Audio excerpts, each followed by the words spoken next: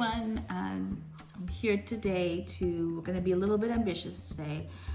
It's Saturday and we had a bit more time. Om asked for some parathas and I thought that would be a fun thing to do. I've been thinking about my grandma a lot lately. She's in the hospital, unfortunately, but she used to make this, and she's not a typical grandma.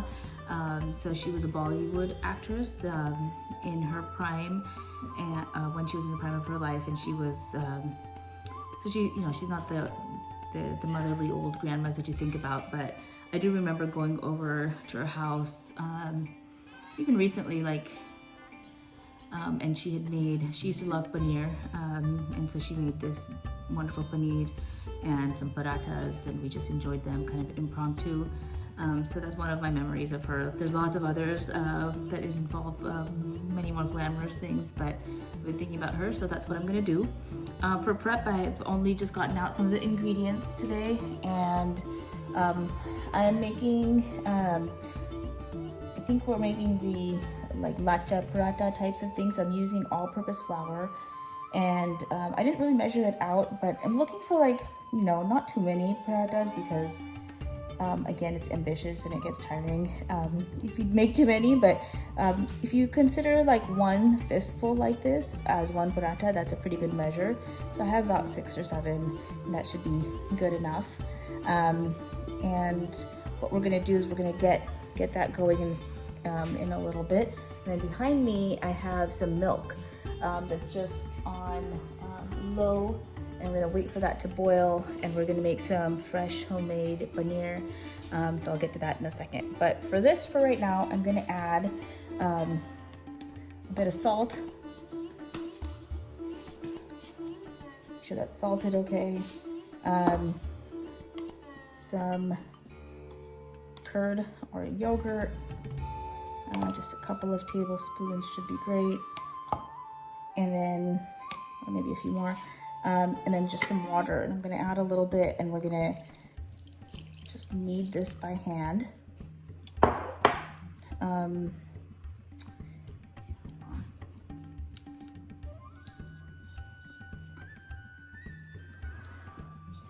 then we're gonna, at the end, just add a bit of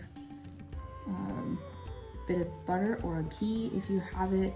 I didn't have ghee today, so I just made some melted butter. Looks like we ran out. And this is, like I said, it's kind of messy. But what you want to do is have it pull together and it not stick to your hand anymore. So you can see I need a little bit more water, but not too much because I don't want it to get too sticky.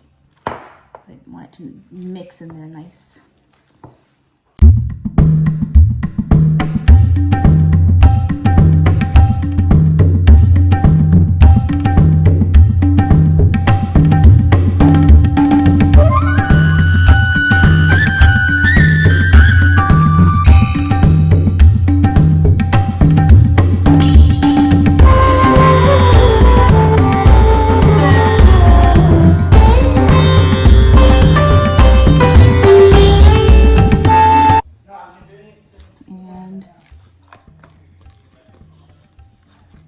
Make this go a little bit longer.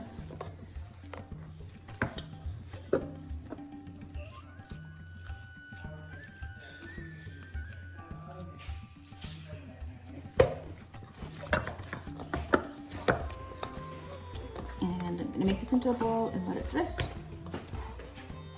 And put a kind of a damp napkin over it while we get ready. Okay, so here we are with my milk, and this is a little tricky. So I have it on medium heat, and the trick here is that you don't want it to stick or burn at the bottom, because that will give it a really not great taste or smell. So you want to stir it, make sure that nothing is sticking, right? But you have to kind of be ready because you don't want it to boil over, and then you want to add your acid. So you can add the juice of a lemon or half a lemon. You can add vinegar. Sometimes vinegar is just a little easier to maneuver. I'm going to try lemon today and see how that goes. But as soon as you can see kind of that frothy milk, you can really add your acid, and then as you can see that, see right away, it's curdling, and that's all that paneer really is. And what you want it to do is probably once it boils one time, it'll all separate. And what you want is you want to separate the whey and from the curd, so you kind of make this cottage cheese. You may need a little bit more, but you can see it's already separating. But what you can really see, the point that you want to get to, is that you see that there is two different, like, so you can see these curds already coming up, but you can see that there's still milk, right?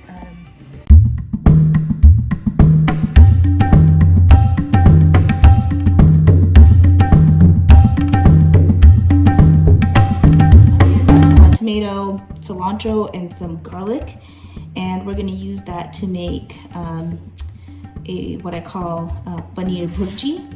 And what that means is sometimes you make this with eggs, but instead of eggs, we're going to use the paneer, and it's like a scrambled paneer dish, and to have with our parathas. Okay, so see you in a bit.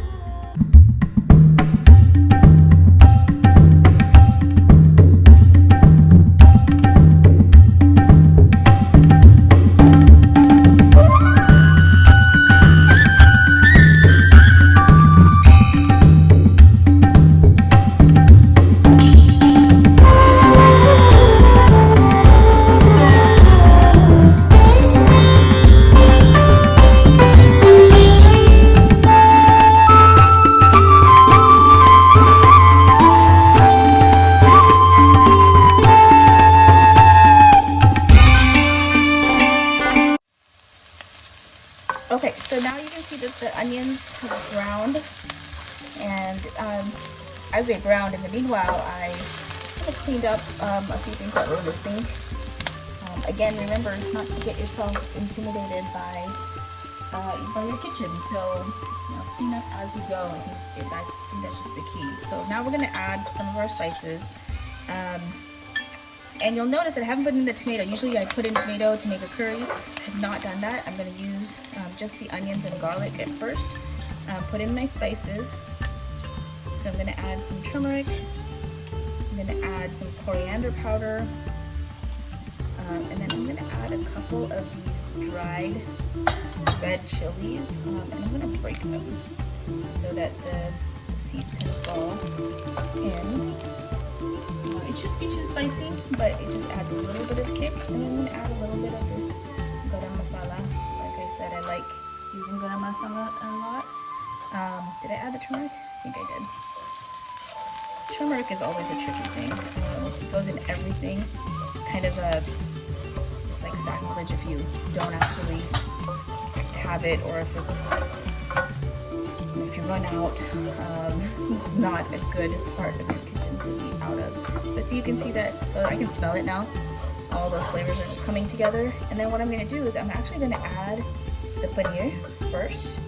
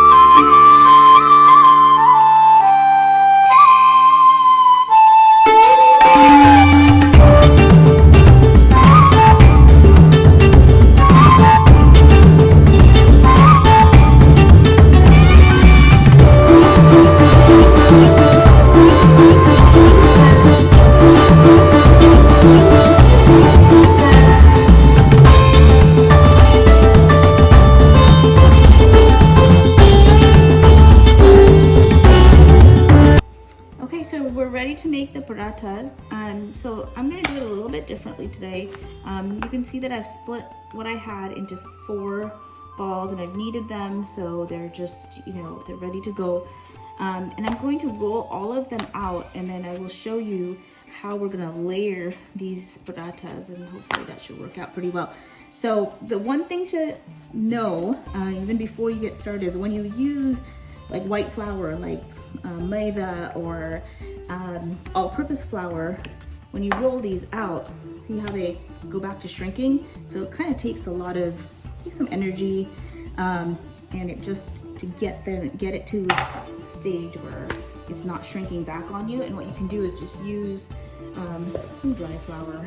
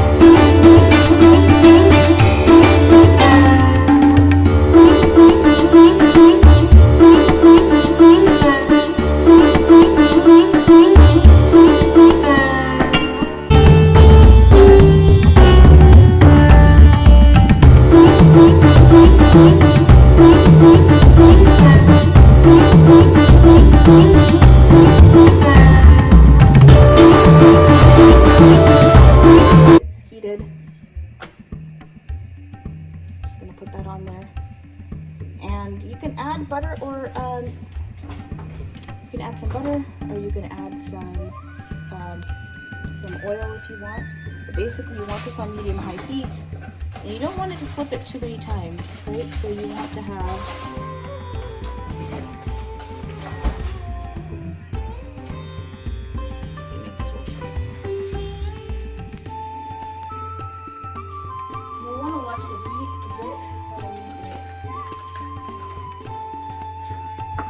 really important not to burn it. You can see how it's fluffing up. And what you want to do is, when it's just done, it's not quite cooked yet. So the trick is you want to cook the paratha and have it be crispy, but not burn and not be undercooked. So have it on medium. And you can kind of tell, you can see that it will start puffing up a little bit, so that means that the air is going through each of the layers. Puff up even more. So now I flipped it, now I have butter on one side, see now this is starting to flip it on the other side. I just need a few drops, but you can see these layers.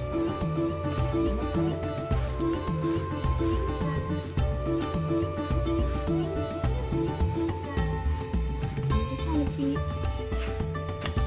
squeezing on the sides, make sure that the thick parts really get cooked through and through.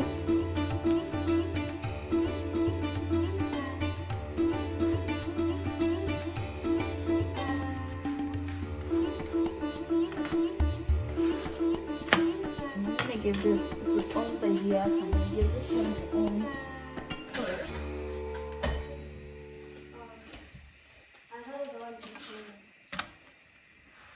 And also he has to go in 15 minutes, so I don't know where he's going, but he needs to